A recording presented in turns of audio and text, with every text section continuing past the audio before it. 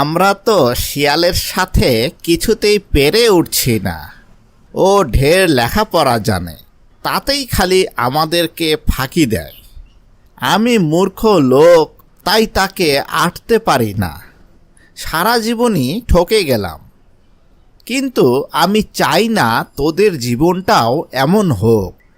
তাই আমি অনেক চিন্তা ভাবনা করে ঠিক করেছি তোদের 7 জনকে শিয়াল পণ্ডিতের পাঠশালায় পড়ালেখা করতে দিয়ে আসব। সেখানে তোরা খুব ভালো করে লেখাপড়া শিখবি, চালাক চতুর হবি, ভালো মন্দ বুঝতে শিখবি। এটাই তোদের জন্য ভালো হবে। চল, কাল সকালে তোদের 7 জনকে শিয়াল পণ্ডিতের পাঠশালায় দিয়ে আসি।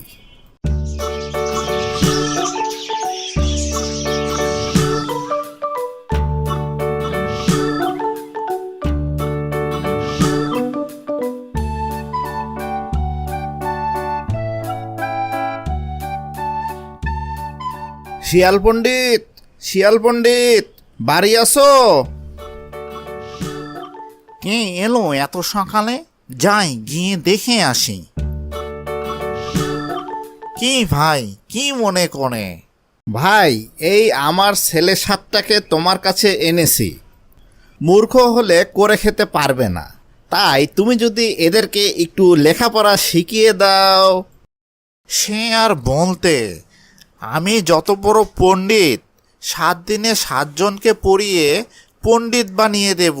তুমি কোনো চিন্তা করো না। তুমি তোমার ওই 7টা ছানাকে আমার এখানে রেখে যাও। তোমার কথা শুনে আমি খুব খুশি হলাম।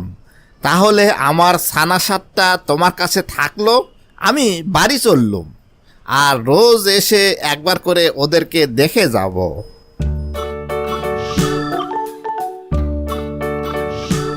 আজকে আমি একজনকে পড়াবো। দেখি একজন আমার সাথে আসো।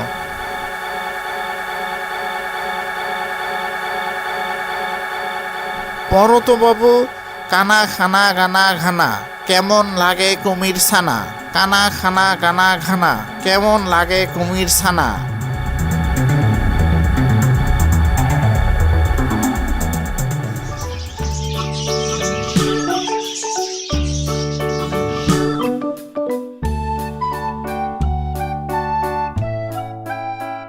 শিয়াল পণ্ডিত, শিয়াল পণ্ডিত, বাড়ি আসো। আমার ছানাগুলো কেমন লেখাপড়া করছে? কই তাদেরকে ডাকো, একবার দেখা করে যাই।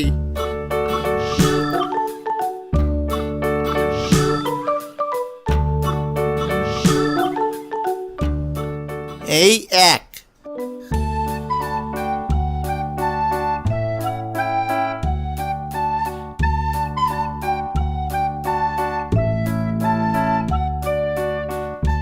এই 2,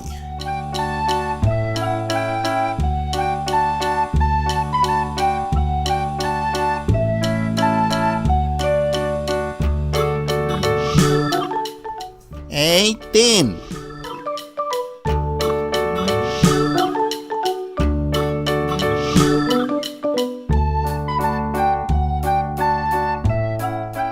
এই 4,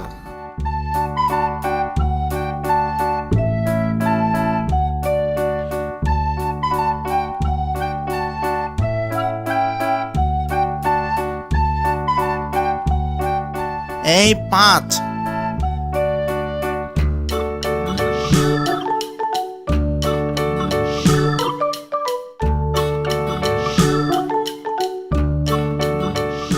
এই 6। 6টা তো দেখালে, আর একটা কোথায় পাবে? আরে ধুরো, এদের শেষটাকে আবার নিয়ে গিয়ে দেখাবো। বোকা কুমির বুঝতেই পারবে না।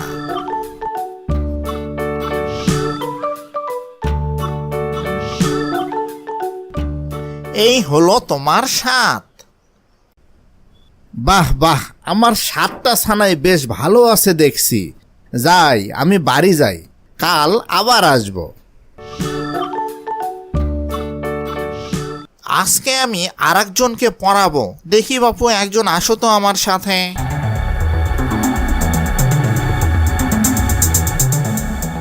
পরত বাপু, কানা খানা গানা ঘানা, কেমন লাগে কুমির ছানা।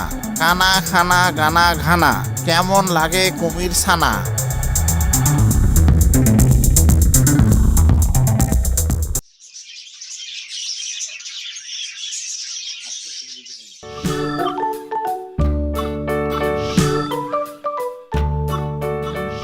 শিয়াল পণ্ডিত, শিয়াল পণ্ডিত, বাড়ি আছো? আমার ছানাগুলো কেমন লেখাপড়া করছে, কই তাদেরকে ডাকো, একবার দেখা করে যাই।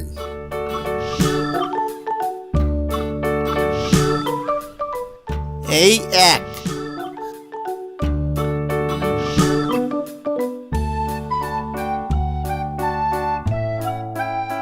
এই দুই,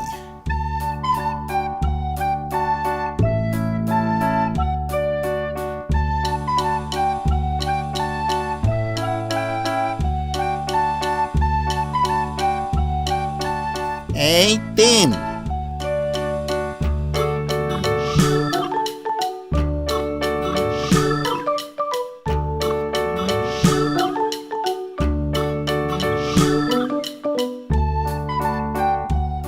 এই চার,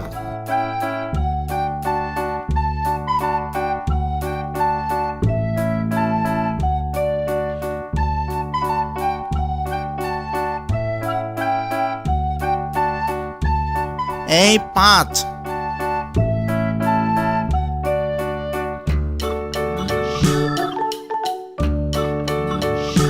পাঁচটা তো দেখালে, আর দুটা কোথায় পাবো?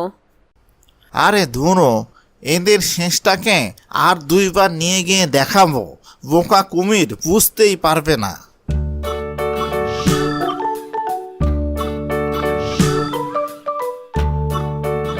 এই ছয়, আর এই হলো তোমার সাত। বাহ বাহ, আমার সাতটা ছানাই বেশ ভালো আছে দেখছি। যাই, আমি বাড়ি যাই, কাল আবার আসবো।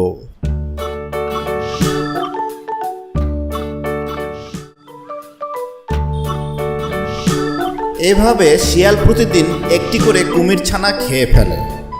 খেতে খেতে যখন মাত্র একটি অবশিষ্ট থাকলো, সেটিকে সে 7 বার নিয়ে গিয়ে কুমিরকে দেখালো। এই হলো তোমার 7। বাহ বাহ, আমার 7টা ছানাই বেশ ভালো আছে দেখছি। যাই, আমি বাড়ি যাই, কাল আবার আসবো।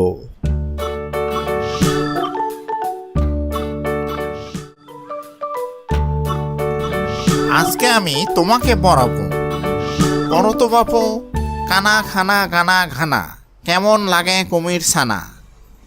কানা খানা গানা ঘানা, কেমন লাগে কুমির ছানা। রোজ তুমি একটি করে ছানা খাও, আর কুমির এলে তাকে ফাঁকি দিয়ে ভোলাও, কিন্তু আজ তো সব ছানা শেষ। এখন উপায়? কুমির এলে দেখাবে কি? ছানা না দেখতে পেলে তো অমনি আমাদের ধরে খাবে। আমাদের পেলে তো ধরে খাবে। নদীর ওপারের বনটা খুব সুন্দর, চলো আমরা ওইখানেই যাই, তাহলে কুমির আর আমাদের খুঁজে বের করতে পারবে না।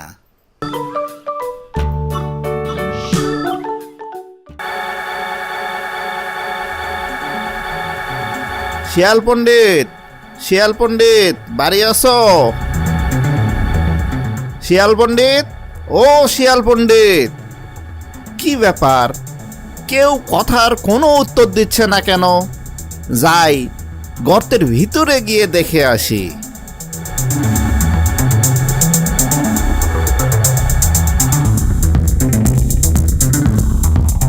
শিয়ালও নাই, শিয়ালিনীও নাই, কই গেল সব? এ কি, আমার 7টা ছানা? দেখি বদমাইশটা বাহিরে আছে নাকি।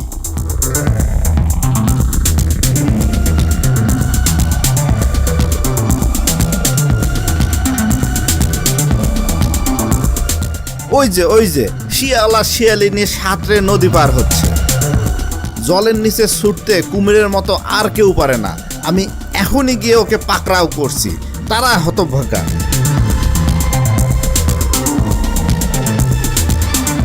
শিয়ালিনী শিয়ালিনী, আমার লাঠি গাছা ধরে কে যেন টানাটানি করছে।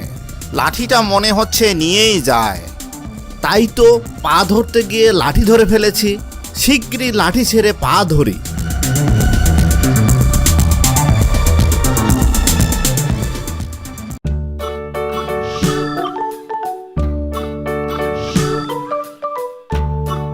শিয়ালকে কোথায় না খুঁজে বেড়াচ্ছি, কিন্তু সে বড্ড চালাক, তাই তাকে ধরতেই পাচ্ছি না।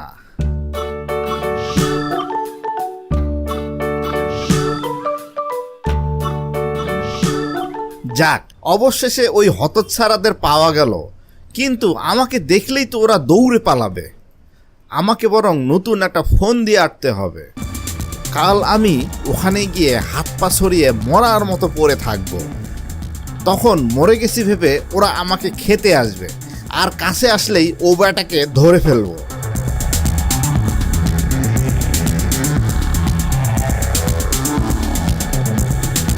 মরে গেছে, চল খাই গে।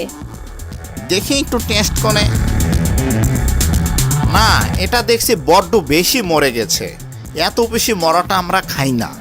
যেগুলো একটু নড়াচড়া করে আমরা সেগুলোই খাই। একটু নড়িচড়ি, নাইলে তো ওরা খেতে আসবে না। ওই দেখো, লেজটা নড়ছে। তুমি তো বলেছিলে মরেই গেছে। বড্ড ফাঁকি দিলে তো। আচ্ছা, এর পরের বার তোমাদের দেখাবো।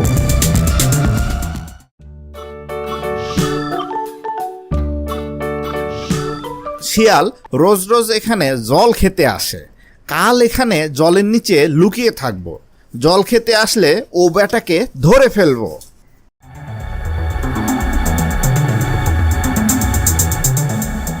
ভালো রে ভালো, আজ সব মাছ গেল কোথায়? বুঝেছি, এখানে নিশ্চয়ই কুমির আছে। দেখি একটু টেস্ট করে। এখানকার জলটা বেজায় পরিষ্কার। একটু ঘোলা না হলে কি খাওয়া চলে? চলো শিয়ালিনী, আরেক জায়গায় যাই।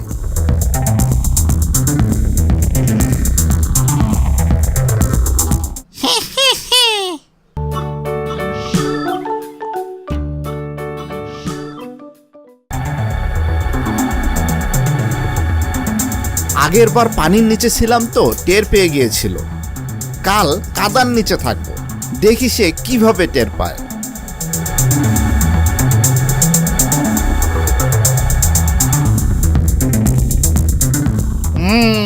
মনে হচ্ছে ওখানে কুমির আছে। দেখি একটু টেস্ট করে। ওখানে কাঁকড়া নেই, থাকলে দু একটা ভাসতো।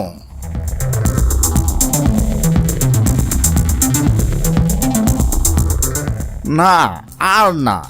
এমনি করে বারবার শিয়ালের কাছে ঠকে গিয়ে আমি বেশ লজ্জায় পড়ে গেলাম। এখন আর কি করে মুখ দেখাবো? তার চেয়ে নিজের ঘরের ভিতরে গিয়েই বসে থাকি।